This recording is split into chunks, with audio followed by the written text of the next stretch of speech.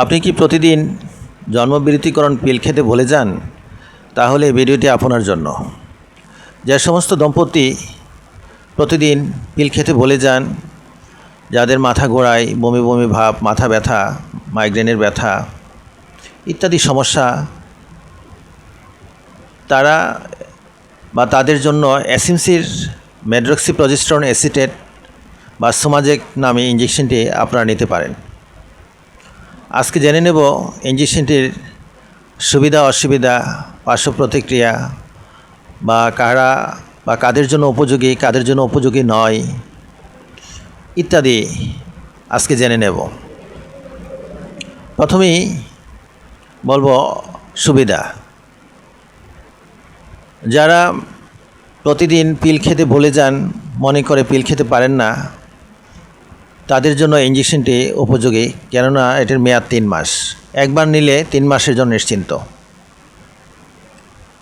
আর যারা linen thin বা ওজন কম, তারাও ইঞ্জেকশন নিতে পারেন, কারণ ইঞ্জেকশনটি হরমোনাল হওয়ায় খাওয়ার রুচি বৃদ্ধি পেতে পারে, তাই মায়েদের শরীর স্বাস্থ্য ভালো থাকে। আর অসুবিধা হলো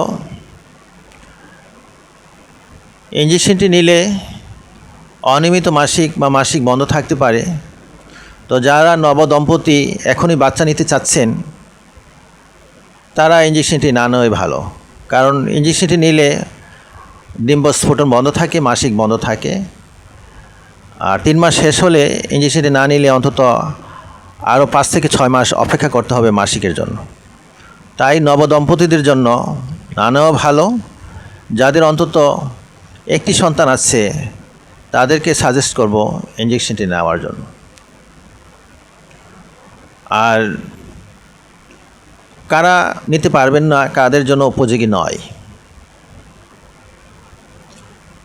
যারা ইতিমধ্যেই জন্ডিসে ভুগতেছেন বা লিভার সিরোসিস, হার্টের সমস্যা, কার্ডিয়াক অ্যারেস্টের সম্ভাবনা আছে, বা হার্টের বিভিন্ন সম্ভাবনা আছে, রোগ আছে, এবং যাদের জরায়ুর মুখে রক্তপাত হয় বা জরায়ুর ক্যান্সার, বা যাদের ব্রেস্ট ক্যান্সার,